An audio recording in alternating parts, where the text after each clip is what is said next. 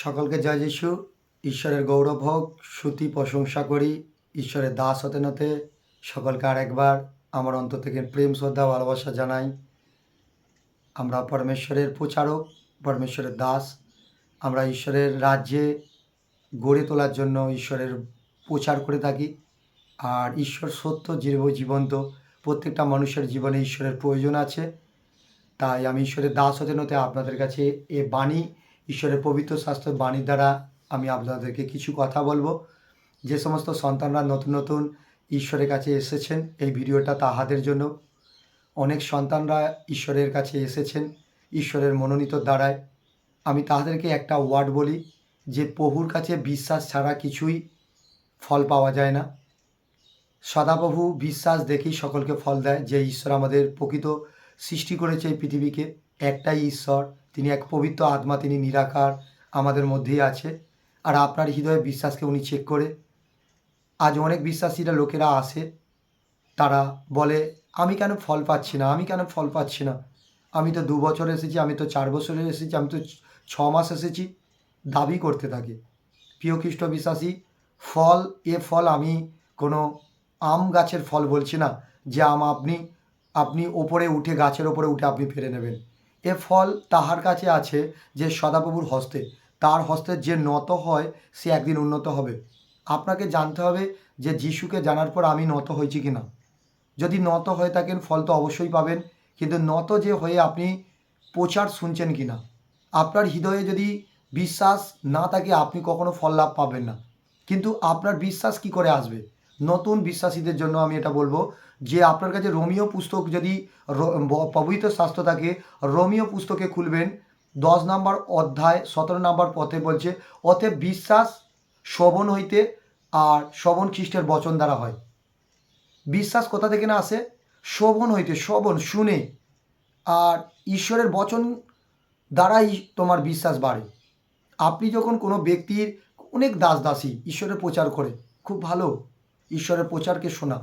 আর ঈশ্বরের প্রচার যে বেশি শুনবেন, আপনি হতে বাসে করে যাচ্ছেন, আপনি কোনো অফিসে বসে আছেন, কোনো বাড়িতে আপনি রান্না বান্না করছেন, আপনি হতে পারে আপনি বাড়িতে কোনো কিছু কাজ করছেন, বা আপনি ফ্যাক্টরিতে কর্মজীবন করছেন, আপনি যদি ঈশ্বরের বচনকে শুনতে থাকেন, বাট আপনাকে 100-100 বলছি, ঈশ্বরের বচন আপনার জীবনকে বিশ্বাসে সাফল্যতা নিয়ে আসবে, বিশ্বাস উপচয় করাবে, বিশ্বাস বাড়াতে থাকবে, বিশ্বাস স্বর্গ থেকে নেমে আসবে আপনার হৃদয়ের মধ্যে। ঈশ্বরের বচনে এমন একটা পাওয়ার আছে যে বচন শুনতে শুনতে অটোমেটিক আমাদের অবিশ্বাস হারিয়ে গিয়ে বিশ্বাসে আসে। আমিও প্রভুতে আজকে বহুদিন আছি, তো আমিও আপনাদের মতন সর্বপ্রথম ছোট কলসিয়ায় ছিলাম, এখনও ছোট হয়ে আছি। ঈশ্বর আমার চেয়ে অনেক উঁচা, আমি তার চরণের তলায় বালুকার দানা। আর আমি সর্বদাই নত হয়ে থাকি এবং তাহারই প্রচার করি। মনুষ্য আমার কিছুই করতে পারে না, ঈশ্বর যদি আমার সাপক্ষে বিপক্ষ কে আছে? সকলে বলুন হালেলুয়া। তাই আপনি বিশ্বাস করে আপনি যখন প্রচারকে শুনবেন, আপনার বিশ্বাসের লিমিট বাড়বে। আপনি যখন প্রচারকে শুনতে থাকবেন, আপনার জীবনে বিশ্বাস বাড়তে থাকবে, আর বিশ্বাসের ফল আপনি 100-100 পাবেন। মতি, মার্ক, লুক, যোহন, সমস্ত বিশ্বাসের বচন আছে পবিত্র শাস্ত্রে, বেশি বেশি লেখা আছে এগুলো। আর আপনি ওখানে দেখেছেন অন্ধর বিশ্বাস কেমন ছিল, অন্ধবিশ্বাসের দ্বারাই চমৎকার হয়েছিল।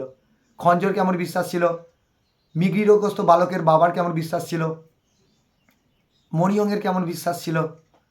হ্যাঁ, সকলের এক বিশ্বাসের দ্বারা এক চমৎকার পেয়েছে। হান্নার কেমন বিশ্বাস ছিল, হান্নার গর্বে ফল পেয়েছিল। প্রত্যেকের এক একটা বিশ্বাস, বিশ্বাস ছাড়া আমরা কিছুই প্রভুর কাছ থেকে পেতে পারি না। বিনা বিশ্বাসে পৃথিবীর পাত্র হওয়া সম্ভব নয়। প্রিয় খ্রিস্ট বিশ্বাসী, আপনি যেই প্রান্তে থাকুন না কেন, যদি আমার পবিত্র শাস্ত্রে, ঈশ্বরের পবিত্র শাস্ত্রে লিখিত বচন যদি আমার মুখ থেকে আপনার হৃদয়ে টাচ করে থাকে, তাহলে এই বচন দ্বারা আপনি রেগুলার ঈশ্বরের দাসীদের বচনকে শুনতে থাকুন, মুখে প্রচারকে শুনতে থাকুন।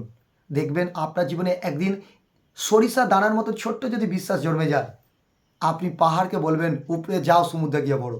রোগকে বলবেন, বিমারিকে বলবেন, সমস্যাকে বলবেন, সংকটকে বলবেন, যিশু নাজরীয় নামে ফায়ার করছি, out the name of Jesus.